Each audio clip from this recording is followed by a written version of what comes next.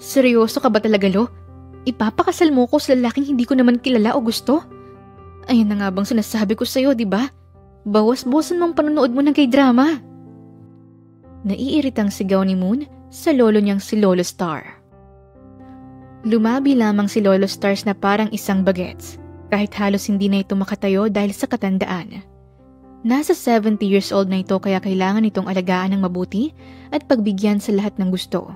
Maliban lamang sa hinihingi ng lolo niya ngayon, dahil ang gusto nito ay ang pakasalan ng lalaking hindi kilala ni Moon.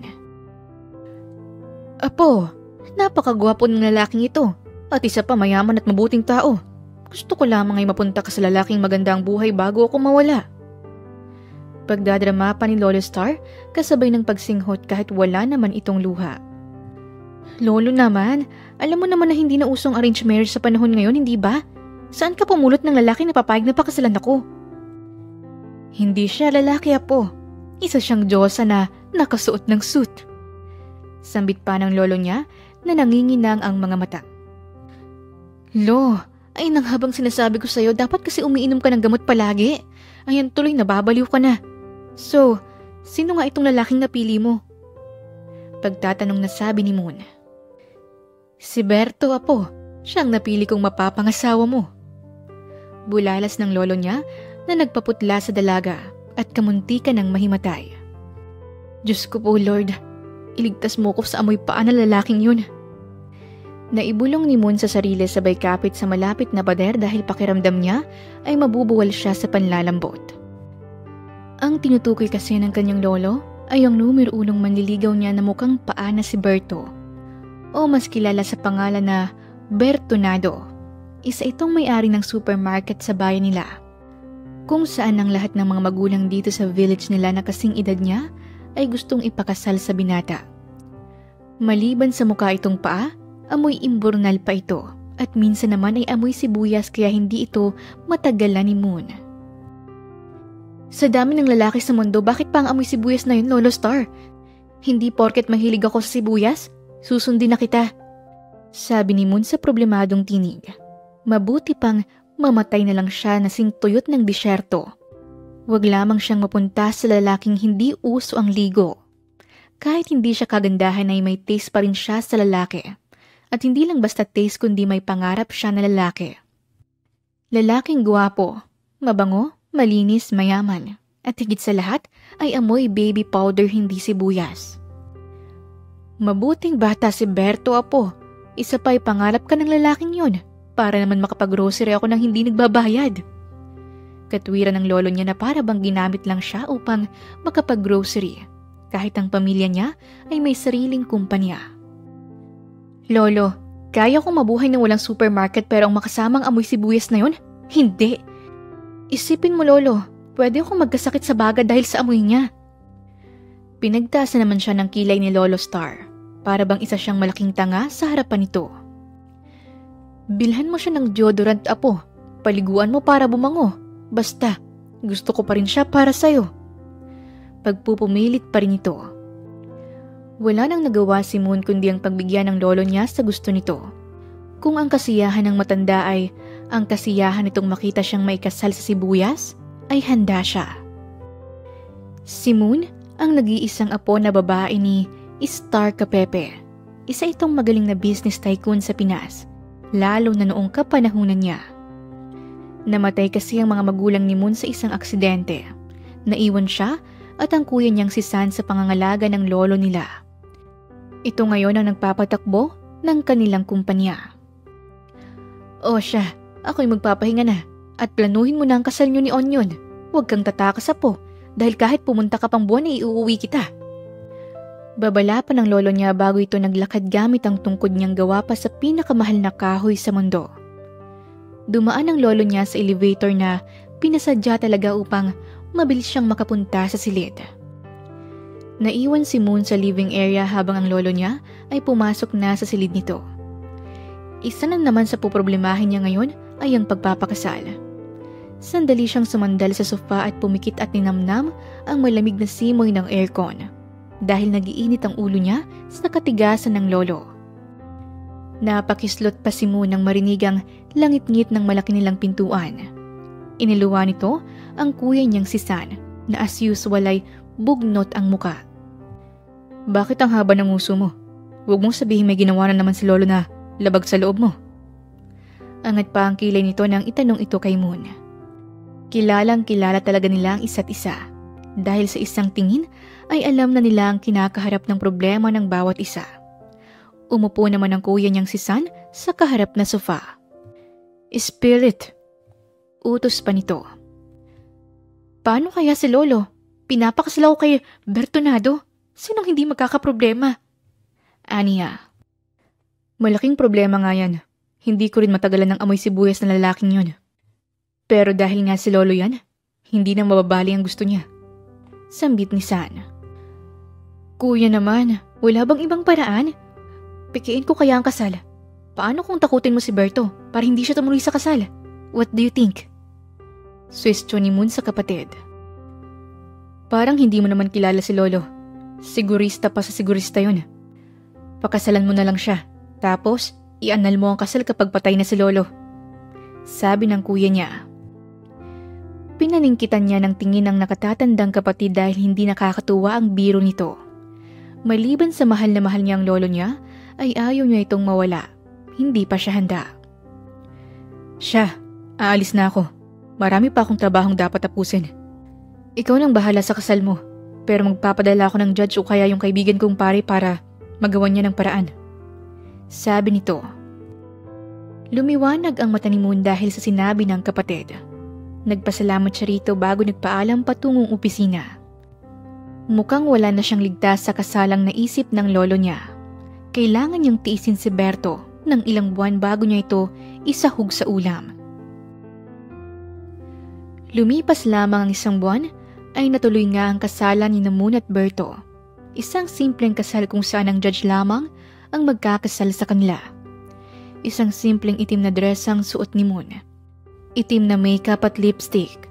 Para tuloy siyang dadalo sa lamay. Apo, alam kong pangit ka pero sana naman nagpaganda ka para ngayong araw. Burol ba ang pupuntahan mo? Tanong ng lolo niyang si Star na nakaupo sa tabi ni Moon. Burol talagang pupuntahan ko dahil nakamamatay ang amoy ni Berto. Ayan, isuot mo yung face mask para hindi madamay ang baga mo. Sabi pa ni Moon sa lolo niya. Hindi na malayan ni Moon ang babaeng lumapit sa kanya at binulungan siya na mag-uumpisa na ang kasal. Ngunit dahil sa matinding kaba, nagpaalam muna siya upang magbanyo. Tumagal ng ilang minuto ang pagbabanyo niya bago siya lumabas. Nakabungguan niya ang isang lalaking nakasuot din ng pamburol, pero naka-makeup si kuya at kabog na kabog ang red lipstick nito sa labi. Pati na rin ang mahaba at nakabalikod-kod na pilik mata. Sandaling natulala si Moon at pakiramdam niya ay mas maganda pa ito sa kanya. Nandito ka lang pala. Let's go. Sabi ng lalaki sabay hila kay Moon. Teka, sino ka? Hindi kita kilala. Reklamo ni Moon sabay hila sa braso niyang hawak ng binata. Mataas ang lalaki, magandang pangangatawan at nakakaakit ang tattoo nito na ahas sa gilid ng leeg. Hindi lamang yon dahil mukha itong makapangyarihan dahil sa presensyang dala. Maliban lamang sa makeup at namumutok na labi. Shut up. Sa tingin mo ba gusto ko ng kasalan na to? So, shut up. Hiyaw ng lalaki sa kanya. Naitikom ni Moon ang sariling bibig at nagpatianod na lamang sa lalaki. Nagtataka siya sa sinabi nito ngunit nang maisip niyang tungkol sa kasal nila ni Berto, mas pipili na lamang niya sa binatang hila-hila siya. Dinala siya nito sa loob ng opisina ng judge at naroon ang lolo Star niya at ang kuya. Nagtataka siya nang umiti silang lahat sa kanya. Lalo na nang mapadpad ang tingin ni Moon kay Berto na lumuluha sa may gilid at labag na labag ang loob. Anong nangyayari dito? Nagtataka niyang tanong sa lolo niya nang makalapit siya. Nginisian lamang siya ng lolo niya sabay kindat. Teka, anong nangyayari? Naguguluhan ako. Amoy sibuyas, Esteberto. Akala ko ikaw yung kakasal sa akin. Sabay duro pa sa sarili ni Moon. Akala ko rin, pero tong lolo mo, niloko ako. Hindi naman pala ako kundi ang pinsan ko. Ididemanda ko kayo sa panluloko sa akin. Umiiyak nitong sigaw sabay walkout. Naiwang nakanganga si Moon habang nakatingin pa rin sa pintuang pinaglabasan ni Berto. Tsaka lamang siya nakabalik sa ulirat nang tumikim ang lalaking humila sa kanya kanina. Nagtagpo pa ang kanilang mga mata at ang unang nakita ni Moon ay ang kalabagan ng loob nito. Make it fast dahil marami pa akong gagawin. Nasaan ang marriage certificate? Kiss the bride? Tapos na, okay? Sambit nito sabay pitik ng kanang daliri. Pinaghalong amusement at gulat ang nakaukit sa mukha ni Moon. Paano ba naman ang inakala niyang maskulado na lalaki ay hindi pala? Pumitik lamang ang mga daliri nito na parang nandidiri sa kanya. Ano pang hinihintay mo? Ikaw ang may gusto sa kasalan na ito, hindi ba? Tapusin na natin to. Hiyaw pa ng bakla. Este Serena. Mas lalong nahulog ang panga ni Moon nang siilin siya ng halik ng lalaki. Nakita na lamang niya ang sarili na mag-isa nang nakatayo sa harapan ng judge dahil ang magaling niyang asawa ay iniwan siya. Pero ang mas nakapagpaluwa sa mata ni Moon ay nang maduwal ito sa harapan nilang lahat. Pinamulahan pa si Moon dahil sa pagkapahiya. Isa talaga kayong lason. Lason sa mundo naming mga magaganda. Labag na labag nitong bulong. Bakla ka ba? Bastos na kung bastos ngunit hindi napigilan ni Moon ang ibulalas ito. Nagtataka namang napatingin sa kaniyang lalaki at pinagtaasan pa siya ng kilay. I'm not gay. Ano ka? Goddess. Sagot pa niya ng hindi nabulunan. Bumunghalit ng tawa si Moon dahil sa pagkabigla. Kamuntikan pa siyang nagpagulong-gulong sa lapag dahil hindi niya makontrol ang malakas na pagtawa. Stop laughing or else. Babala pa nito kay Moon pero kaya sa matakot si Moon, mas lalo siyang ginanahan. Ano, sasabunutan mo ko? Sasampalin? Sisiguraduhin kong hindi ka makakalakad. Pagbabanta ng lalaki. Umurong ang dila ni Moon dahil nakita niyang seryoso sa mata ng lalaki. Naramdaman din niyang mabilis na pagtibok ng puso. Mabuti na lamang at sumingit ang lolo niyang may saltik sa ulo. Congratulations, apo! Sigaw pa ng matanda sabay palakpak ng malakas. Lolo, anong nangyayari? Pagtataka pa rin niyang tanong sa lolo niyang malaki ang saltik sa ulo. Pinakasal kita sa pinaka-perpektong lalaki sa mundo. Intindihin mo na lang ang asawa mo, apo. Matigas lang yun sa una pero malambot talaga siya. Paliwanag ni Lolo Star. Perpekto bang Serenang yun? Hindi makapaniwalang tanong ni Moon. Magiging lalaki din siya, apo. Sabi pa ng lolo niya na para bang sigurado. Napatampal na lang ng sariling noo si Moon dahil sa problemang kinaharap. Bakit siya, lo? Bakit? Ayaw mo ba sa kanya, apo? Balik tanong ng lolo niya. Hindi, lo. Ang ibig kong sabihin, bakit ibang lalaki? Bakit hindi si Berto? Ayoko namang mamatay ang unika iha ko dahil sa sakit sa baga. Dahil lang sa amoy sibuyas siya. Isa pa? It's a prank! Humalakhak pa ang matanda na parang wala ng bukas. Napatampal na lamang si Moon sa sariling noo. Dahil paniguradong nanood ang lolo niya ng prank video. Wala na siyang nagawa kundi tanggapin ang nangyari na.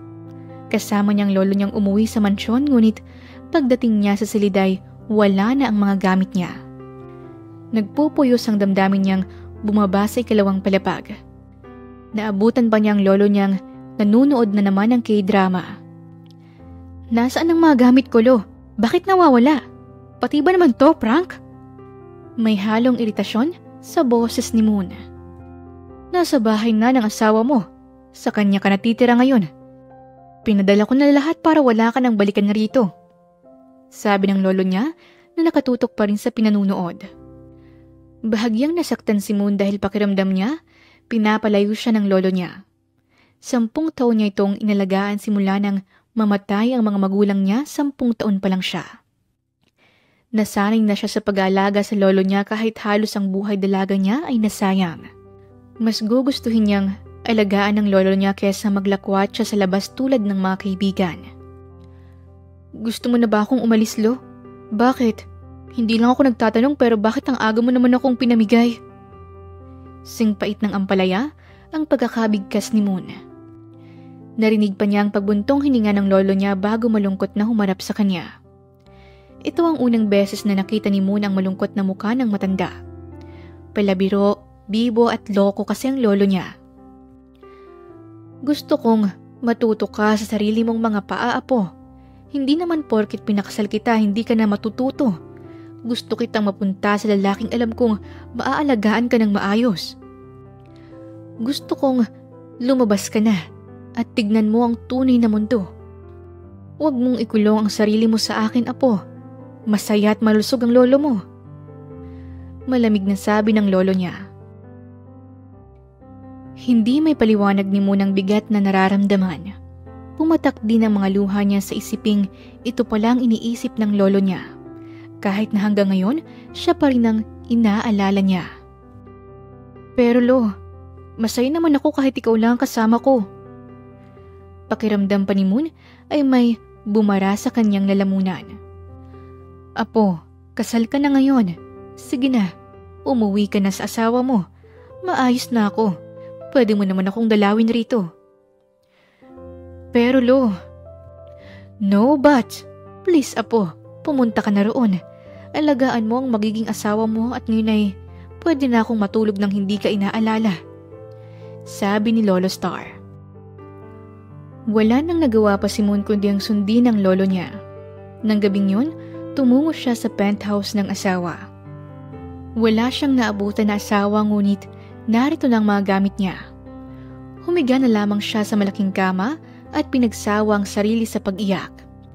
Ito ang unang beses na hindi na niya kasama ang lolo. Sobrang bigat at pakiramdam niya ay hindi niya kakayanin na hindi inaalagaan ng mahal niyang lolo. Kinabukasan, naalimpungatan si Moon sa mabigat na bagay na nakadagan sa sikmura niya. Kinapakapa niya pa ito at para bang kahoy na nakapatong sa kanya. Idagdag pa ang mainit na hangin na tumatama sa gilid ng leeg. Nang imulat niya ang mga mata, bumungad lamang sa kanyang isang Diyoso. Hayop ka? Anong ginawa mo sa akin? Tili ni Moon nang mapagtanto ang lalaking kasama. Naitulak pa niya ito kaya nahulog ang lalaki sa kabilang panig ng kama. Ang baritonong angil ng binatang narinig matapos ang lagabog. Anong ginawa mo sa akin? Bakit nasa kwarto kita? Bakit? Oh God! Gustong himatayin ni Moon nang makitang iba na ang suot na damit. Malaking t-shirt at ang tanging suot sa loob ng shirt na yon ay ang panty niya at wala siyang bra. Nang balikan niya ng tingin ng binata, nakasuot lamang ito ng boxer. Anong ginawa mo sa akin? Buwisit ka? Panindigan mo kung buwisit ka! Pagwawala ni Moon. Shut up. Hindi ako nagpalit ng damit mo, okay? Pangalawa, kwarto ko to. At ikaw ang nakitulog. Pangatlo, mag-asawa tayo. Pang-apat, hindi kita type. Dahil pareho tayong may tilapia. Panglima, ew, mandiri ka nga. Asik ng asawa niya na para bang bulate na nilagyan ng asin. Pero hindi kita mahal. At saka wala kang tilapia. Ang kapal ng mukha mong sabihin yan. Kahit magubad ka pa sa harapan ko, hindi ko sasambahin ang kikya mo. Bulalas ni Moon. What? Kikiam? Sinabi mo bang kikiam ang size ng aking tilapia? Wala ka naman talagang tilapia ah. Feeling mo? Sabay irap ni Moon sa kawalan. Hindi ko matatanggap ang sinabi mo. Sabi pa ng asawa niya na para bang nahihibang na. Natameme sandali si Moon dahil sa kalamigan ng pagkakasabi ng asawa. Idagdag pa ang mga mata nitong sobrang lamig kong makatitig. Pati ang pagsilip nito sa kikiam niya ay nagulat pa ang loko. Si Moon ang unang umiwas ng tingin. Tumayo naman ang asawa at naglakad papuntang banyo. Lumabas si Moon at unang bumungad sa kaniyang breakfast sa ibabaw ng mesa. Dala na rin ang gutom, tumuloy siya rito at nagsimulang lantakan ng pancake at fried eggs and hot dogs. Pagkuhan ay naramdaman niyang asawa sa likuran. Nagulat pa siya nang hilahin nito ang kamay niya. Ano sa palagay mong ginagawa mo, Bak? Mateo Salome ang pangalan ko, babae. Putol nito sa kanya. Tsaka lang nagbaba ng tingin si Moon at nakita niyang makinang na bagay na nakasuot sa palasinsingan. Nagtataka pa siyang tumingin sa kamay ng asawa ngunit wala siyang nakitang singsing rito. Bakit ako lang may suot na wedding ring? Nasaan ang sayo? Sobrang unfair nito, Mateo. Magtulpa ng babae sa asawa niya. Sa loob-loob ng lalaki, ay napangiti siya dahil hindi naman gaanong masama ang babaeng pinakasal sa kanya. Biglaan lang din ang nangyari dahil hindi niya akalain na ikakasal siya ng araw na yon. Planado na sanang hindi niya pagsipot sa kasal. Ngunit nang makita ni Mateo ang larawan ng babae sa cellphone ni Bertonado, nagbago ang isip niya. Kung kasalanan man ang maging masaya na sa kanya ang dalaga, ay sobrang saya niya. Ano na? Hindi pwede na ako lang maaaring magsuot nito.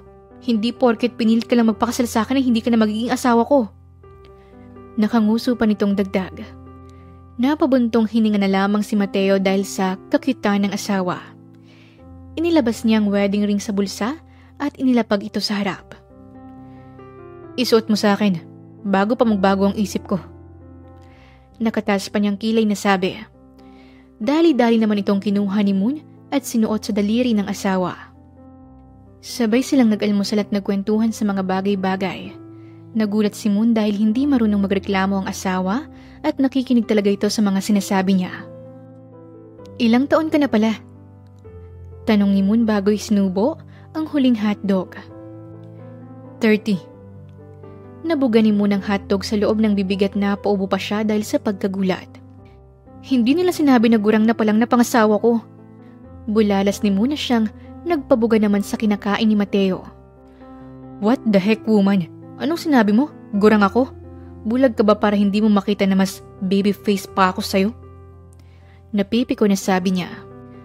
Sandaling tumitig sa kanya si Moon at pinagmasdan si Mateo mula ulo hanggang paa. Tila sinusuri ang buong katawan niya. Ilang beses pa siyang napalunok dahil sa tensyon na nararamdaman dahil wala pa ring sinasabi ang babae sa kanya. Well, mukha ka pa rin namang bata pero kung titingnan ng mabuti, mukha ka na talagang gurang. What? Bulag ka ba? Hindi mo ba nakikita na isa akong Diyosa? Umiling si Moon. Nagsasabi lang ako ng totoo. Mas bata pang tignan sa'yo ang kuyasan ko. Tagos hanggang backbone ng pangre-real talk sa kanya ng asawa. Kumibot pa ang utak niya sa irita dahil ngayon pa lang niya naranasan na malait at sa asawa pa niya talaga. Whatever. Aniya at nagmarcha na paalis sa kusina.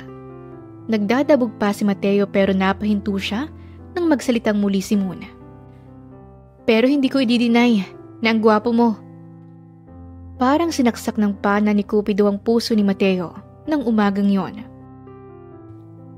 Lumipas ang 2 linggo at masasabi ni Moon na nag-i-enjoy siya sa poder ng asawa kahit na aso't pusa sila minsan. Dumadalaw din ang lolo at kuya niya ngunit umuuwi rin sila agad dahil sa kadahilanang mag-honeymoon pa daw sila ng asawa niya. Kanina pa iniisip ni Moon kung ano ang honeymoon at masaya ba itong gawin. Dahil lumaki si Moon na bahay at eskwela lang, walang matinong kaibigan. Hindi siya masyadong na-expose sa salitang kamunduhan. Tahimik lamang siya na nakaupo sa sofa at hinihintay ang pagbabalik ng asawa niya galing sa trabaho. Nang marinig ni Moon ang tunog ng sasakyan, wala pang 5:00 ay nasa labas na siya upang mag-abang. Anong ginagawa mo rito? At bakit hindi ka pa natutulog? Salubong ng asawa niya sa kanya. May gusto lang sana akong itanong sa'yo. Sabi ni Moon. What? Spill it. Hindi ba tayo mag-honeymoon? Parang bombang sumabog ang salitang binitawan ni Moon sa utak ng asawa. Para itong nakakita ng multo dahil sa itsura nitong namumutla. What are you talking about? Sinong nagsabi sa'yo ng bagay na yan? Usisa ni Mateo. Bakit? Masama bang makipag-honeymoon sa asawa ko? Inosente pang sambit ni Moon na mas lalong nagpatagi sa ngipin ng asawa. Bakit ganyan ang itsura mo? Ayaw mo bang gawin sa akin yun? May kaunti pang sama ng loob na sabi ni Moon. Hindi naman sa ayaw, pero alam mo bang sinasabi mo? Sa pagkakataong ito, lumalim na ang tono ng boses ni Mateo. Bigla namang kinabahan si Moon dahil sa pagdilim ng mga mata ng asawa. Lalo na nang magbaba ito ng tingin sa nakausling labi niya. Oo naman, alam ko ang honeymoon. Matapang na sabi ni Moon. Really? Tila nangaakit pang sambit ni Mateo. Unti-unti pang lumapit ang mukha nito kay Moon. Nagtaka na rin ng matindi si Moon dahil para bang inaakit siya nito. Sa gulat ni Moon, naitulak niya ang asawa kaya sumemplang ito sa lapag dahil na rin sa lakas ng pagkakatulak. Bakit mo ba nilalapit ang mukha mo sa mukha ko? Alam kong maganda ka pero wag mong ipamukha sa akin. Nayayamot na sigaw ni Moon sabay duro sa asawa na may hindi may paliwanag na mukha. Sabi mo gusto mo ng honeymoon. Bakit ka nanunulak? Kahit ayokong gawin ay gagawin ko pa rin dahil gusto mo. Tapos itutulak mo ko. Sabi ko na nga ba, ikaw talaga ang totoong lalaki sa atin. Nandidiring pinanood ni Moon ang asawa na nakasalampak sa sahig habang yakap ang sarili. May butil ng luha sa gilid ng mata at tila pinoprotektahan ng sarili sa kanya. Nakakadiri ka, Mateo. Bulalas ni Moon bago siya tumalikod paalis. Namumula ang pisngin ni Moon dahil hindi siya masyadong inosente. Dahil alam niya sa sarili na pinagtangkaan siyang halikan ng asawa. Isang linggong nakalipas nang magpasya si Moon na dalawin ng asawa sa kumpanya.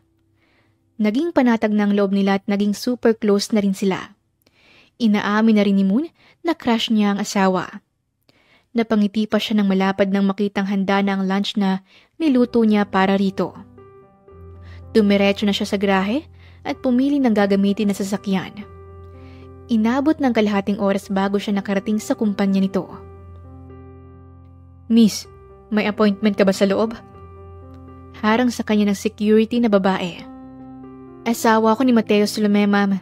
Pwede mo siyang tawagan para makumpirma mo. Magalang naman nasabi ni Moon sa babae. Alangan man nung una ang lady guard ngunit ginawa pa rin ito ang sinabi niya. Wala pang 1 minuto nang magbaw ito at papasukin siya. Ito ang unang beses na pupuntahan niya ang asawa kaya kinakabahan siya ng kaunti. Sa top floor ang opisina ng asawa kaya dito siya pumunta. Pagbukas pa lang ng pintuan bumungad na kay Moon ang asawa. Habang nakapatong rito ang isang magandang babae. Wala itong suot na pang itaas at kita ang malulusog na hinaharap. Hindi niya inaasahan ng nadatnan kaya kaysa kumprontahin ng asawa tumalikod siya at tumakbo paalis. Moon! Moon! It's not what you think.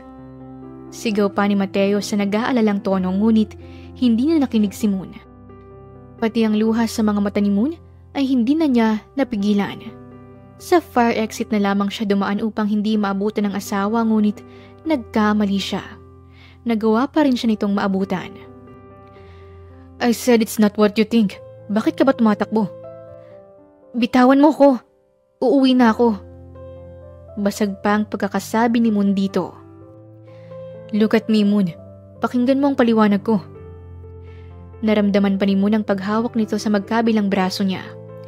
Pinilit siyang iniharap kaya wala siyang nagawa kundi ang ipakita ang luhaang mga mata. Hindi niya napigilan ng pagsama ng loob sa nakita. Mag-asawa sila at natural lamang na magselo siya. It's not what you think. I promise. Pangungumbinsi pa rin ni Mateo. It's not what I think? Wala siyang damit tapos nasa ibabaw mo. Nag-kiss ba kayo? Kahit hindi mo naman ako mahal, hindi mo dapat ginagawa sa iba yun. Bakit? Nagsimula na ring manginig si Moon at mas lalong lumuha ang mga mata niya. Na out of balance lang siya and sinubukan ko lang siyang saluhin. Nang walang damit? Putol ni Moon sa asawa. Hindi na talaga nito mapigilan ang init ng ulo niya. Frustrated siya dahil pakiramdam niya ay ginagawa siyang tanga. She's our model.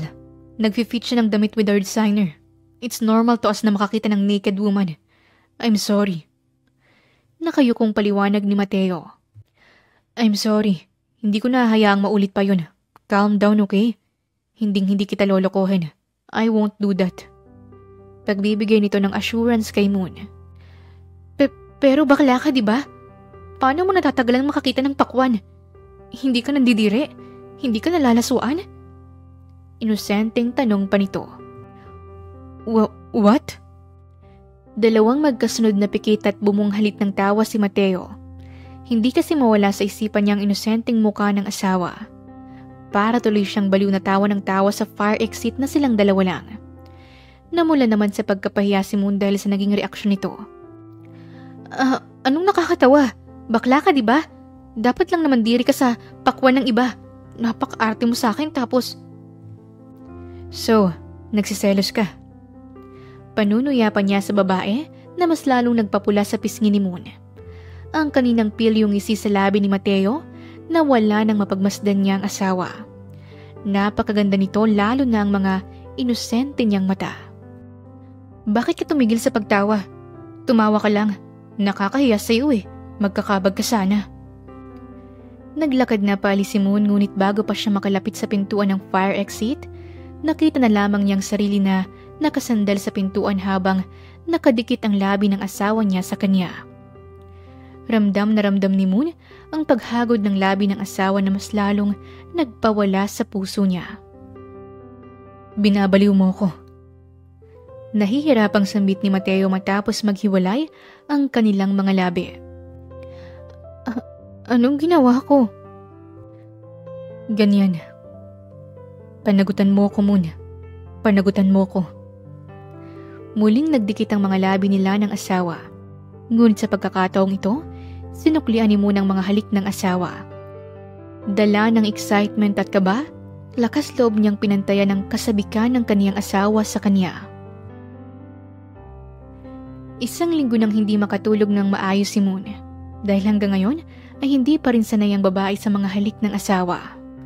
Magkatabi na rin silang matulog sa gabi at madalas siya nitong isama sa mga lakad. Unti-unti na siyang nasasanay sa presensya at mas lalong lumalim ang pagtingin niya. Hindi man niya aminin ngunit mukhang nagugustuhan na talaga ng puso niya si Mateo. Apo, pinakasal kita kay Salome dahil gusto kong maging maayos ka. Hindi kita pinakasal para maging baliw. Kanina ka pang umingiti dyan na parang tanga. Asik ng lolo niya. Narito siya sa bahay ng lolo niya upang dalawin ng matanda. May importante daw itong sasabihin sa kanya kaya pinatawag siya. Ano pala yung sasabihin mo, Lo? Pag-iiba ni Moon. Aalis ako at pupunta muna sa Amerika para doon magbakasyon ng 2 buwan. Naroon ang mga kapatid kong malapit ng maagnas. Gusto ko silang makasama. Gusto ko lang na maging maayos ka rito habang wala ako. Alagaan mo ang sarili mo at alagaan mo ang asawa mo. Mahabang litanya ng matanda. Kailan po, Lo? Bakit di mo ko isama? Sigurado ka bang kaya mong magbiyahe na ikaw lang? Apo, may asawa ka na. Tsaka hindi pa ako ganoon katanda para hindi ko kayanin ang sarili ko. Mamaya ang alis ko. Gusto kong samahan mo ko sa airport. Sabi pa ni Lolo Star. Tumango si Moon kahit sa loob-loob ng dalaga ay nalulungkot siya dahil 2 buwan niyang hindi makikita ang lolo.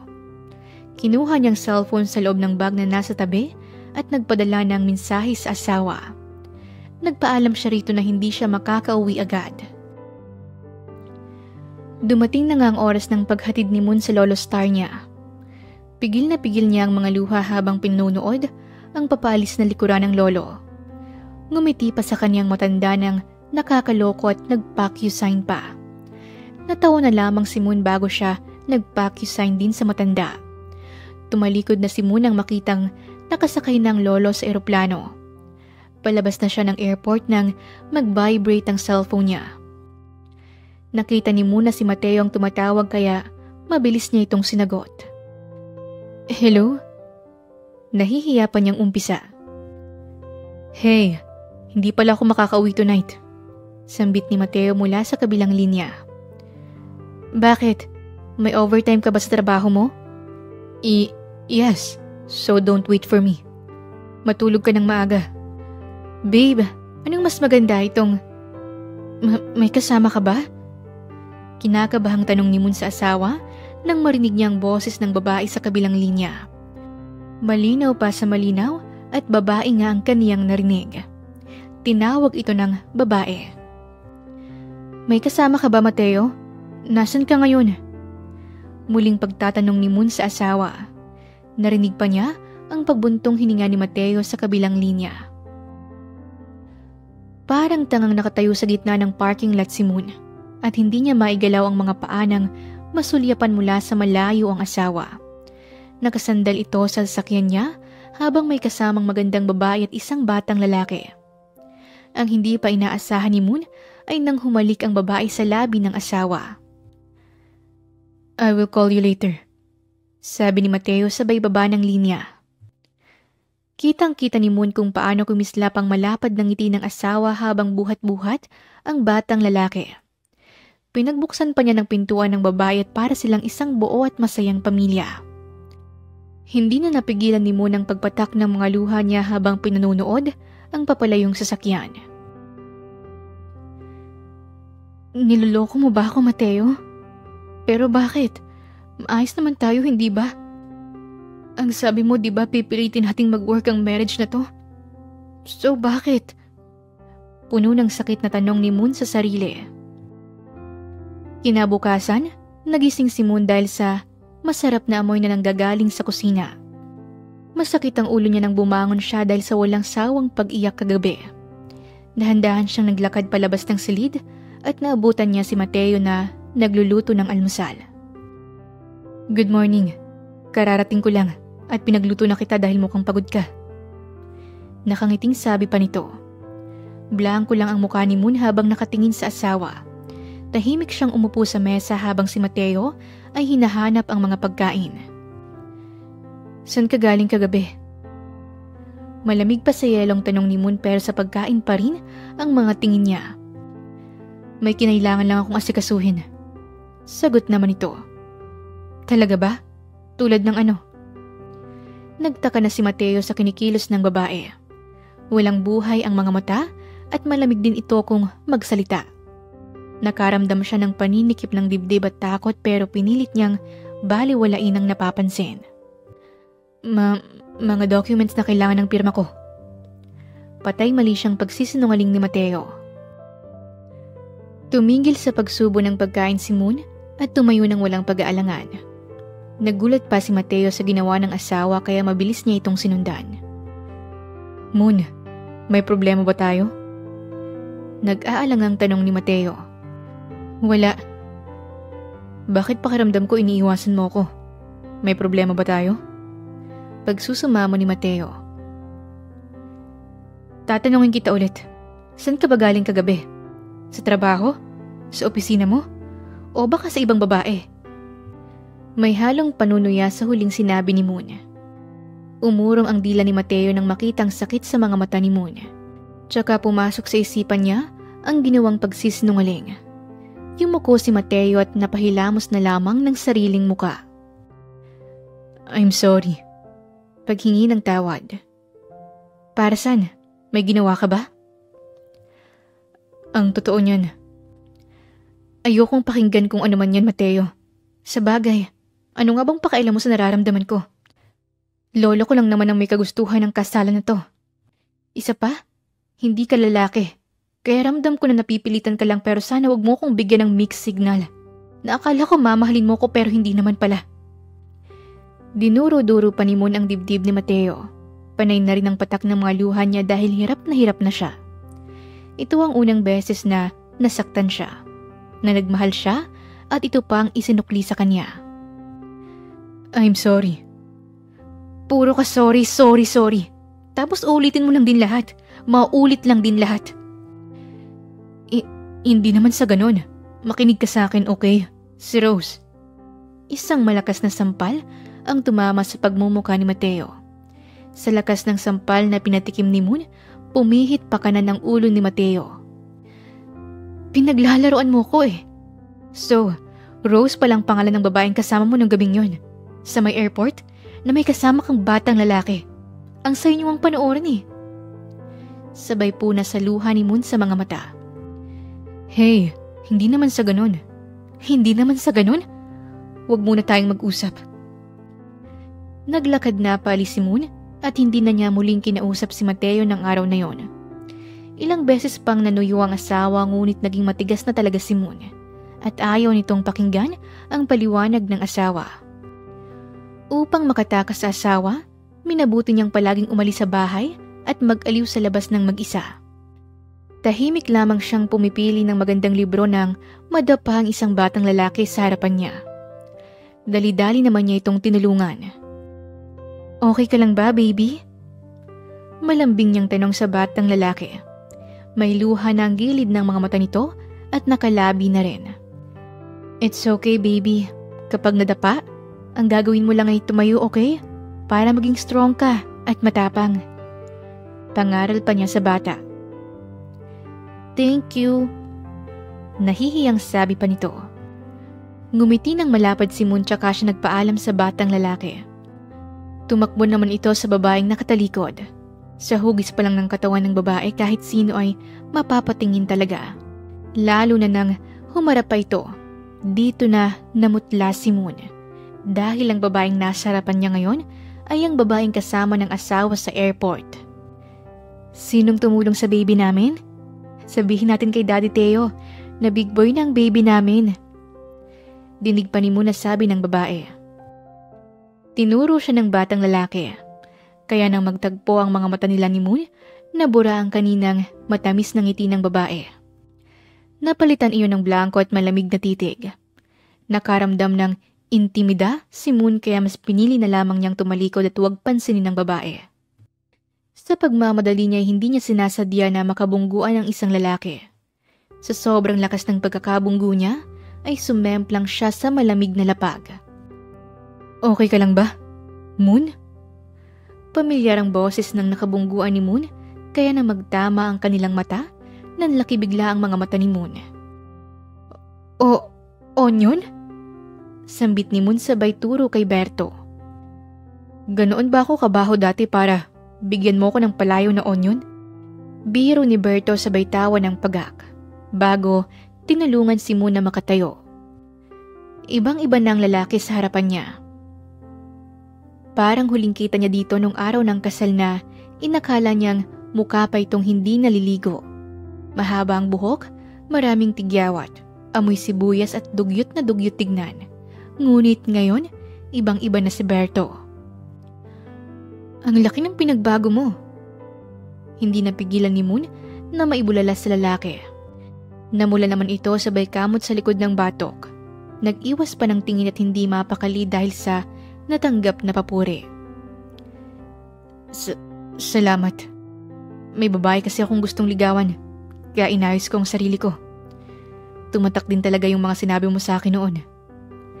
Nakangiting sambit nito. Naalala ni Moon kung paano niya i-real talk ang lalaki noon. Nakakaramdam tuloy siya ng matinding hiya dahil sa mga pinagsasabi niya. Iyon ba? Pasensya ka na sa mga sinabi ko noon. Masama kasi talagang ugali ko at saka concerned din ako na baka magkasakit sa baga ang mga taong nasa paligid mo. Tuloy-tuloy pa ring pagsasalita ni Moon. Nagtawanan pa sila na para bang magkaibigan. Tumagal ang pagkwentuhan nila ng 1 oras bago ito nagpaalam sa kanya. Kinuha pa ng binata ang numero niya upang humingi daw ng tips kung paano manligaw. Masayang umuwi si Moon na may bagong kaibigan. Pero ang kaninang saya na nararamdaman ay biglang nawala ng maabutan ng babae at ang anak nito sa loob ng pamamahay nila ng asawa. Anong ginagawa mo rito? Dumagundong pa ang boses ni Moon sa buong kusina. Hindi mo ba nakikita? Nagluluto ako. Malamig namang sagot ng babae. Sinong nagpapasok sa inyo sa pamamahay ko? Hindi mo ba alam na trespassing ang ginagawa? May susi kami ng anak ko sa bahay na to, miss. Si Mateo nagbigay ng permiso sa akin para pumunta rito. Kasama ang anak namin kung kailan ko gusto. Matapang pang sabi nito. Anak nyo? Kailan pa kayo nagkaanak ng bading na yun? Kunwaring biro ni Moon pero hindi niya akalain na siya palang mabibiro ng matindi. Bading? Sino? Si Mateo? Kanina mo naman napulot ang tungkol dyan. Don't tell me. Nagpapanggap siyang bakla sa harapan mo. May panunuya sa boses ng babae na nagpa-uncomfortable sa pakiramdam ni Moon. Nanlamig ang buong katawan niya dahil sa nalaman. Nangangatal siyang alamin ng totoo ngunit natatakot siya. I see. Sinabi niyang bakla siya sa'yo. Huwag mong masyadong isipin ng tungkol doon. Ganyan talaga si Theo sa mga taong hindi niya pinagkakatiwalaan. Dagdag pa ng babae na mas lalong nagpabigat sa damdamin ni Moon. Magsasalita na sana siya upang kontrahin ito nang bumukas ang pinto sa living area. Iniluwa ng pintuan ng asawa niya na may dalang bulaklak. Nagulat pa si Mateo nang makita silang dalawa. "Rose, anong ginagawa mo rito?" Yan ang unang lumabas sa bibig ni Mateo. Dali-dali namang naglakad ang babaeng si Rose at yumakap kay Mateo ng mahigpit. "Para sa akin ba tong rosas? Hanggang ngayon ba alam mo pa rin ang paborito kong bulaklak?" Blankong nakatingin si Moon sa dalawa at bakas na bakas ang pagkabigla sa mukha ni Mateo at palipat-lipat ng tingin sa kanilang dalawa. Bumaba din ang tingin ni Moon sa bulaklak na hawak nito at hindi yun ang paboritong bulaklak niya, kaya hindi na rin pumasok sa isip niya na para sa kanya ang bulaklak. Tumalikod na siya at iniwan ang dalawa, ngunit bago pa siya makapasok sa silid nila, naramdaman niyang malamig na kamay ni Mateo.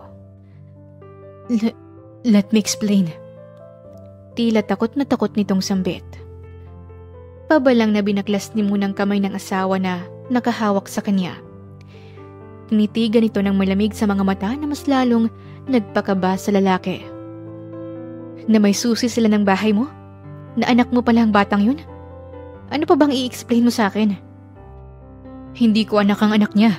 She's my best friend and my childhood friend. Kaya naging maluwag din ako sa kanya. Hindi ko alam na pupunta siya rito. I'm sorry." Ayan, sorry na naman.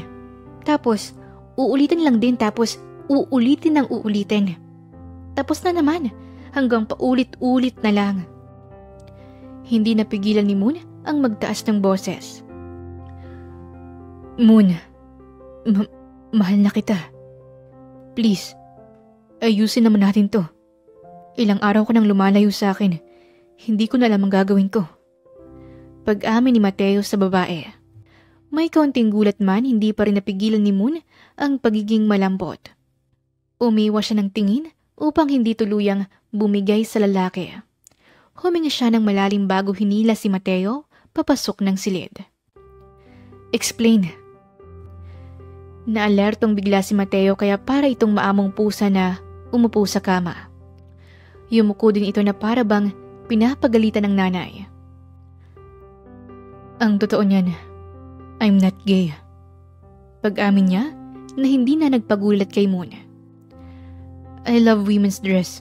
Gusto kong magamit niyo. But I'm not gay. It's actually a coping mechanism kapag kinakabahan ako sa harapan ng babae. It's my way to hide my..." Nahihiya kasi ako. I thought kapag naging feminine ako, hindi ako makakaramdam ng hiya. Pero simula nang makilala kita at maikasal ka sa akin, nagsisisi ako na nagpakabakla ako sa harapan mo. Hindi mo alam kung ilang gabi na ako nagpipigil na huwag kang sunggaban." Mahabang litanya ni Mateo. Pero ang pinagtataka ni Mateo kung bakit hindi man lang niya nakitaan ng pagkagulat si Moon. Bagkos, seryoso lang ito na nakatingin sa kanya. "Hindi ka ba magagalit sa akin?" Parang tanga pa niyang tanong sa asawa. "Dapat ba? Unang kita ko pa lang sa'yo, alam ko na. May nakapagsabi na rin sa akin. I don't care kung bakla ka man o hindi, wala akong pakialam." Seryoso namang sagot ni Moon. "Pero inakala mo na bakla ako. Ano naman ngayon?" Nakataas kilay na tanong ni Moon. "May nangyari na sa atin at alam kong may nabubuo na mini version ka dyan sa tiyan mo." Aniya pa. Isang malakas na sapak ang natanggap ni Mateo kay Moon. Pinaalala na naman kasi nito ang isang gabi na pinagsaluhan nila. Doon pa lang, may pakiramdam na si Moon na hindi ito bakla, pero hindi nito kailangang ipamukha sa kanya. "How about Rose? Sino ba siya sa buhay mo? Bakit parang sinasabi niya na ikaw ang ama ng anak niya?" "I'm not. We're best friends. Tinulungan ko lang siya na palakihin ang anak niya. Magkaibigan lang kami. Kasi ikaw naman ang mahal ko." Banat pa nito na nagpapula sa magkabilang pisngi ni Moon. Kailan mo nalaman na mahal mo na ako?" "Nung gumising ako, na ikaw na palaging nakikita ko. Nung palagi ka na lang laman ng isip ko. At higit sa lahat, nung natakot ako na mawala ka.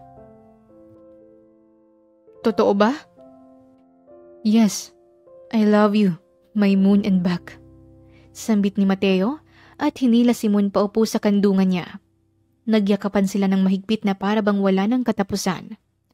Pinagsaluhan din nila ang matatamis na halik na galing na sa parehong nararamdaman. Sa kabilang banda naman ay ang babaeng nagngingit-ngit sa galit dahil mas nawalan siya ng pag-asa na makuha ang lalaki. Lahat kasi ng dapat gawin ay ginawa na niya makuha lamang ang atensyon ng lalaki. Ngunit wala kahit ang pagsilang sa batang kinamumuhian niya ay ginawa ni Rose upang makuha lamang ang atensyon ng lalaki. Ngunit napunta sa wala ang lahat ng ito. Humanda ka muna. Gagawin ko ang lahat upang makuha lamang ang lalaking unang naging akin. Aniya na may ngiting demonyo. Tumagal pa ng 1 linggo ang pagstay ni Rose at ng anak niya sa pamamahay ni Moon at Mateo. Ayaw man ni Moon ngunit wala siyang magagawa dahil ayaw humiwalay ng bata kay Mateo. Ngayong araw ay pinili ni Moon ang pumirmi sa bahay. Tahimik lamang siya na nagtatrabaho sa sala, sa harapan ng laptop. Wala si Rose dahil hindi pa rin ito lumalabas ng kwarto simula kanina. Habang ang anak nito ay nasa kusina at kumakain. Ilang sandali pa at bigla na lamang may lumagabog sa kusina. Nang lingunin ni Moon ito, bumungad sa kanyang nangingitim na bata. Rose! Rose! Si Rome! Tarantang sigaw niya. Humahangos naman si Rose na lumabas ng guest room. Anong ginawa mo sa anak ko, Moon? Anong ginawa mo? Tarantang sigaw din ito sabay tula kay Moon nang susubukan sana niyang buhatin ng walang malay na si Rome. Wala akong ginawa. Nakita ko na lang siya na wala ng malay at nangingitim dyan. Paliwanag ni Moon habang patuloy sa panginginig sa may gilid. Wala kang ginawa? Ikaw lang kasama ng anak ko rito sa sala. Wala nga ako sinabing ginawa. Anong nangyayari rito? Bakit nagsisigaw na naman kayo? Anong nangyari? Maski si Mateo ay namutla nang makita ang kondisyon ng bata. Wala ng seremonya at binuhat niya ito at tinakbo pasakay ng sasakyan. Hindi na nakasunod pa si Moon dahil sa panghihina ng mga tuhod niya. Nanginginig din ang buong katawan niya at hindi alam ang gagawin. Kamuntikan pa siyang mabuwal nang subukan niyang lapitan ang mesa kung saan kumakain ng bata. Nakita niya na may halong mani ang kinakain ng bata kanina. Garalgal pa siya nang tignan ang kaserola na ginamit niya sa pagluluto ng ulam at napansin niya ang sandamakmak na mani sa ulam. Wala siyang natatandaan na naglagay siya ng mani dahil maski siya'y allergic dito. Naghintay na lamang si Moon na makauwi ang asawa upang makabalita sa bata. Ngunit dahil na rin hating gabi na at madilim na ang paligid, hindi na malay ni Mateo at Rose na nasa paligid lang si Moon.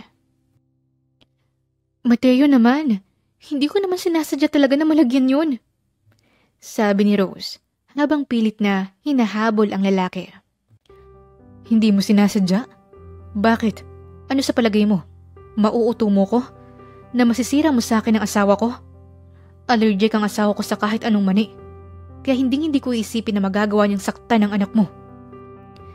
Hindi na mapaglagyan ng galit ni Mateo nang makita niyang CCTV record. Pinalagay niya talaga ito ng palihim dahil wala siyang tiwala kay Rose. Napapansin niya ang mga tingin at galawan ng babae kaya natatakot siya na baka may magawa itong masama. Hindi ko talaga sinasadya. Para sa amin talaga ng asawa mo ang ulam na yun. Hindi ko rin alam na allergic ang asawa mo sa mani. Pagsusumamo pa nito. Bukas na bukas, ayoko nang makita pang pagmumukha mo sa pamamahay ko. Nagkakaintindihan ba tayo? Kung kailangan kong kunin ang custody ng bata sa'yo, gagawin ko rin. Sa tingin mo ba, wala akong alam? Pagbabanta ni Mateo ngunit kesa matakot si Rose, ay mas lalo lamang itong humalakhak ng malakas. Nagtagis ang bagang ni Mateo dahil nagkamali na naman siya ng babaeng pinagkatiwalaan. Ang akala niya ay nagbago na ito ngunit hindi pa pala. Paano kung sabihin ko sa'yo na may kinikita ang asawa mo pag wala ka? Para naman itong bomba na sumabog sa pandinig ni Mateo. Ayaw man niyang ipakita ang pagkagulat pero mas lalo lang ngumisi ng demonyo ang babaeng nasa harap. Stop lying dahil hindi ako natutuwa. Just kidding. Paano kaya kung sabihin ko sa asawa mo na peke ang kasal nyo? Matutuwa kaya siya? Sinabayan pa ito ni Rose ng malakas na tawa. Sa may gilid ng living room, sa madilim na parte naroon si Moon. Tulala at nanginginig sa mga nalaman sa dalawa. Mas lalong nagpaluha sa kanya ay nang hindi magsalita si Mateo. Huwag kang hibang, Rose. Hindi ko anak si Rome. Dahil anak siya ng kaibigan kong niloko mo at pinatay mo. Pangalawa, may dahilan kung bakit mas pinili kong pikein ang kasal namin ni Moon dahil... Dahil saan? Anong dahilan, Mateo? Bakit? Kulang pa ba ang mga tanong ko para sagutin mo na ako ngayon? Wag na wag mong mababanggit ang salitang sorry. Dahil hindi na kita mapapatawad. Malakas na sigaw ni Moon. Bakas na ang matinding puot sa mga mata ni Moon. Hindi na niya mapakalma ang sarili dahil sagad na siya. Nasa limit na siya at hindi na niya kaya. Moon, alam ko naman na napilitan ka lang sa kasal pero tama bang pikein mo? Ilang pagpapatawad pa bang gusto mo, Mateo? Ilang pagtitiis pa ba? Nag-usap na tayo, hindi ba? Nag-usap na tayong ilang beses na subukan nating ayusin. Umatras si Munang magtangkang lumapit si Mateo.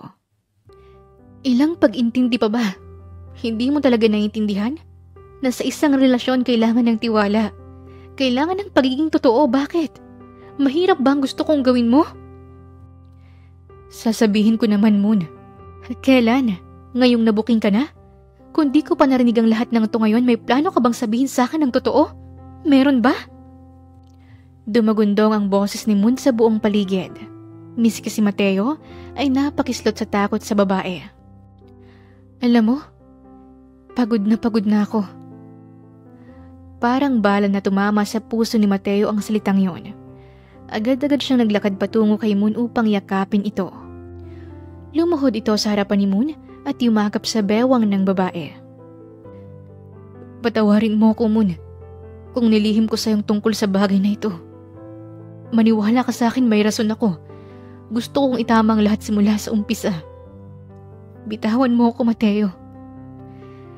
Please naman, makinig ka naman sa akin. Bitawan mo ko. Malamig nitong utos kay Mateo. Ngunit mas lalo lamang hinigpitan ni Mateo ang yakap sa babae. Takot na takot siyang bitawan ito dahil ramdam niya na mawawala na ng tuluyan si Moon sa kanya. Pag-usapan naman natin to, please. Isang beses pa. Pag-usapan natin to, please, Moon. Pagmamakaawa ni Mateo, ngunit nabuo na ang desisyon ni Moon. Bitawan mo na ako, utang na loob. Hindi ko kayang makipag-usap ngayon sa'yo. Kaya utang na loob. Tigilan mo na ako hanggat may katinuan pa akong natitira. Sagad na ako sa mga sorry mo. Busog na ako sa mga mabubulaklak mong salita. Anong gusto mong gawin ko? Bitawan mo na ako. Please, bitawan mo na ako, Mateo. Pagsusumamo ni Moon. Kasabay ng huling patak ng luha ni Mateo ay yung pagbitaw niya sa pagkakayakap sa babae. Walang lingon namang naglakad paalis si Moon sa pamamahay ng asawa. Gulat at pagsisisi. Yan ang makikita sa mukha ni Rose habang pinanunood ang paghagulhol ng lalaki sa harapan niya. Sinubukan niyang lapitan si Mateo pero isang malakas na sigaw lang ang natanggap niya. Umalis ka na sa harapan ko. Masaya ka na ba? Masaya ka na ba na wala na si Moon sa buhay ko? Masaya ka na? Bakit kasi hindi na lang ako ang mahalin mo, Teo? Dahil hindi ikaw si Moon. Hindi ikaw ang asawa ko. At kahit anong gawin mo, hindi mo makukuha ang puso ko. Isang malakas na sampalang natanggap ni Mateo, ngunit mas lalong bumagsik ang mukha nito. Liv. Nandito ako, Teo. Ako lang ang babaeng kaya kang mahalin ng sobra. Ako lang. Kung mahal mo si Moon, edi sana hindi mo pineke ang kasal niyo, hindi ba? Tama ako? Mali ka. Totoo ang kasal namin. Kinasal kami pero pinatanggal ko ang bisa dahil gusto ko siyang pakasalan sa simbahan. Gusto kong ipaalam sa buong mundo na sa akin ang pinakamabait at magandang babae sa mundo. Hinanda ko ng lahat, Rose. Ang engagement ring na pinagawa ko para sa kanya, kung saan simbahan kami kakasal. Kung ilan ang magiging anak namin. Kung... Lumuluhang napaluhod muli si Mateo sa harapan ni Rose. Hi- Hindi ko alam. Kailan ka ba nagkaroon ng alam? Wala kang ibang ginawa kundi paikutin sa akin ang mundo mo. Kaibigan lang kita, Rose. Para na kitang kapatid. Kaya hindi rin kita mapabayaan kahit na nagawa kong magsinungaling sa kanya. Napahagulhol na lamang siya habang pinapanood magdusa si Mateo sa harapan niya. Tanga ng pulang maliit na box. Paulit-ulit na pagtawag sa pangalan ni Moon. Ngunit walang Moon na muling bumalik. Naglalakad sa madilim na daan si Moon habang patuloy pa rin ang pag-agos ng mga luha niya. Gusto niyang bumalik sa piling ni Mateo pero gusto na muna niyang mag-isip. Sa paglalakad niya, isang itim na van ang huminto sa harapan ni Moon. Mas lalong umagos ang mga luha niya nang makilala kung sino ang nasa loob ng van. Apo, halika na. Umuwi na tayo. Malungkot na aya ng Lolo Star niya. Hindi pa naabot ni Moon ang kamay ng Lolo Star niya nang bigla na lamang siyang mabuwal. Humandusay ang katawan ni Moon sa malamig na daan ng gabing yon. Dali-dali siyang dinala sa ospital ng kaniyang Lolo Star. Napag-alaman na buntis ang apo at mag-iisang buwan na. Hindi tanga si Lolo Star. Alam niya ang nangyayari sa mag-asawa. Alam din niya ang plano ng binata kaya hindi niya ito hinusgahan. Kahit na gusto na niya itong ipadala sa Pluto. Bibigyan niya ng sapat na panahon ng lalaki upang magbago at baguhin ang mga pagkakamali. Muli niyang ibabalik ang mag-ina nito sa tamang panahon. Ngunit sa pagkakataon na ito, kailangan na muna nilang matuto ng magkalayo. 7 taon nang lumipas at nanirahan si Moon sa Amerika kasama ang Lolo Star niya at ang anak nila ni Mateo na si Matthew. Simula nang makita siya ng kanyang lolo sa pinakababang kondisyon, hindi na muli nitong binanggit ang pangalan ng asawa. Sinubukan niyang makibalita ngunit wala siyang nakuhang balita tungkol sa lalaki. Mommy, can I ask you po? Magalang na tanong ng anak niya na magpipitong taon na. Kamukha ng anak ang ama nito, lalo na ang hugis ng mga mata. Naging mahirap para kay Moon ang mga taon na lumipas. Ngunit kailangan niyang magpakatatag para sa batang nasa sinapupunan niya noon. Ano yun, anak? Malambing namang tanong ni Moon sa anak. Hindi na ba uuwi si Daddy? Hindi na ba niya ako naaalala? Hindi ba niya alam na good boy ako? Bakit sila may daddy? Bakit ako wala? Nabasag ang boses ng anak ng sambitin ng mapanakit na salitang yon. Parang pinunit ng ilang beses si Moon nang marinig yun sa anak. Hindi naman sa ganun, anak. Mahal na mahal ka ng daddy mo. Bakit wala siya dito, mommy? Sa birthday ko kaya darating siya? Ilang candle pa bang dapat kong ihipan para matupad ang wish ko? Anak. I'm sorry, mommy. Alam kong enough ka na sa akin. Hindi ako marunong makontento. Don't say that. It's okay na maghangad ng sobra, anak. As long as wala kang nasasaktan o naaagrabyado. Pangaral pa niya sa anak. I want to see Daddy. Bulong ng anak. Rumagasa lalo ang mga luha ni Moon dahil sa mga sinabi ng anak. Pinagpapasalamat niya sa Diyos na naisilang niya ng maayos ang anak ngunit sa mature nitong mag-isip, nasasaktan siya para rito. Nakatulog si Matthew dahil sa matinding pag-iyak. Kaya binuhat ito ni San ang kuya niya patungong silid ng bata. Malungkot siyang lumabas ng silid ng anak at naabutan ng kapatid at ang Lolo Star niya. Tahimik ang mga ito at kahit hindi magsalita, alam ni Moon ang mga tumatakbo sa isip nila. Oras na para umuwi, apo. Hanggang kailan mo kakayanin na makitang ganyan ang anak mo? Seryosong pagtatanong ni Lolo Star. Paano kung may pamilya na si Mateo, Lo? Paano ang anak ko? Kung hindi mo haharapin ang takot mo, apo, hindi mo malalaman. Bukas na bukas, lilipad na tayo pabalik sa Pilipinas. Totoo nga ang sinabi ni Lolo Star dahil nasa harapan ni Moon ngayon ang mansyon kung saan siya lumaki. 7 taon din nang mawala siya sa Pilipinas. Marami nang nagbago at isa na roon ang buhay niya. Nakangiting pinanood ni Moon ang anak habang naghahabulan sila ng lolo niya sa damuhan. Naglakad-lakad si Moon dahil na-miss niya ang buong paligid. Napadpad siya sa likuran ng mansyon kung nasaan ang garden at ang maliit na duyan doon. Napatigil sa paglapit si Moon nang mapansin ng lalaking nakahiga roon. Kasabay ng pag-ihip ng malakas na hangin ay ang pag-aliwalas ng muka ng lalaki. Nanlaki ang mga mata ni Moon nang makita kung sino ang naroon. Mateo? Mahinang bulong niya sa pangalan ng lalaki. Dumilat ang mga mata ni Mateo at nabungaran niya ang asawa na nakatayo sa harapan niya. Ngunit tumawa lamang siya ng malakas kasabay ng pag-agos ng mga luha niya. Ayan ka na naman, love. Nakikita na naman kita. Natatawang sabi pa nito. Pero parang, totoo ka ngayon. Umuwi ka na ba, love? Binalikan mo na ba ako?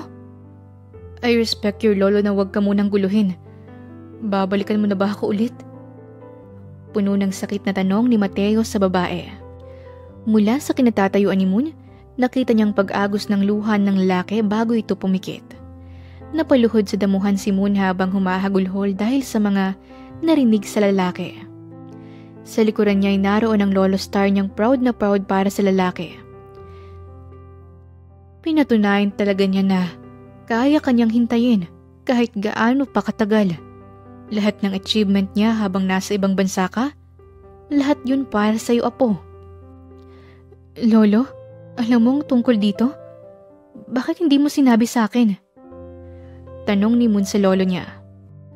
Gusto niyang magalit sa lolo niya at sa sarili niya, ngunit may saysay pa ba kung magagalit siya? 7 taon nang nasayang para sa kanila ni Mateo. Nasakta na sila at nagkawalay. Para matuto kayo sa buhay dahil sa relasyon, hindi sapat ang mahal niyo ang isa't isa. Hindi sapat na nagkakaintindihan kayo. At least ngayon, napatunayan kong mamamaalam ako na masaya dahil alam kong mapupunta sa tamang tao ang pinakamamahal kong apo. Maramdaming saad ni Lolo Star. Dali-daling tumayo si Moon at dinaluhan ng Lolo Star niya. Umagulhol siyang yumakap rito at paulit-ulit na nagpasalamat. Nagawa pa siyang masapok ng lolo niya dahil sa kaartehan daw nilang dalawa. May hinang hagikikang parang musikang naririnig ni Mateo, kaya unti-unti siyang nagmulat. Pagmulat pa lang ng mga mata niya, nakita na niya ang carbon copy niya. Humagikik ito habang nakadagan sa kanya. Good morning, Daddy! Masayang bati pa nito na nagpalaki sa kaniyang mga mata. Why po, Daddy? Hindi pa rin po kayo gising? Gusto niyo po ba na kuha ko kayo ng water? Ani pa ng batang kamukha ni Mateo. Who are you? Buong tapang na tanong ni Mateo sa bata. Kumunot pa ang kilay ng batang lalaki. Parang nakita ni Mateo ang sarili noong bata siya. Matthew po, Daddy. Sagot naman ng bata. Sinong mami mo? At saka saan ka galing? Patay na ba ako dahil sa paglalasing ko? Aniya sa batang nagtataka ang muka. Hindi inaasahan ni Mateo nang bumukas ang pintuan. Iniluwa ng pintuan ng babaeng 7 taon niyang hindi nakita. Maganda pa rin ito, ngunit mas lalo itong gumanda at wala itong kapantay. Mami, gising na si Daddy! Masayang sabi pa ng batang lalaki. Tumingin si Moon ng mabilisan sa lalaki bago sinuway ang anak dahil sa pagiging malikot nito. Tulala naman si Mateo habang pinapanood niya ang mag-ina. Is he... Namumutlang tanong ni Mateo. Ngumiti ng tipid si Moon sa lalaki. Dahil sa matinding pagkagulat ni Mateo, hindi niya napigilan ng paglandas ng kaniyang mga luha. Sinong ama? Si Berto? Ang amoy sibuyas kong pinsan? Napatanga si Moon dahil sa nakakatangang tanong ng lalaki. Anong pinagsasabi mo dyan? Lasing ka pa ba? Answer me. Anak ba siya ni Bertonado? Nasa Amerika ang isang yun. Anak niya ba ang anak mo? Sabagay. Paano nga ba kita mabubuntis? Babae nga pala. Aray ko! Napaka-Amazona mo pa rin. Reklamo ni Mateo nang makatikim siya ng malakas na batok sa babae. Ano bang pinagsasabi mo? Anak mo yan. Remind lang kita, hindi ka babae. At hindi ka magkakaroon ng tilapia, talaba, rosas, gumamela, pusa at kung ano pang tawag dyan. Sigaw ni Moon pero naroon ang malaking ngiti sa labi. Babalikan mo na ako? Pinatawad mo na ba ako? Maramdaming tanong ni Mateo sa babae. Ngumiti muli si Moon sa lalaki. Naglakad na rin siya patungo sa lalaki at niyakap ito ng sobrang higpit. Namiss niya si Mateo. Namiss niya ang bakla niyang asawa noon. Oo, bumalik na kami. Hindi ka na namin iiwan ngayon. Pangako? Pangako. Salamat. Salamat, love. Yung anak natin bakit kamukha ko?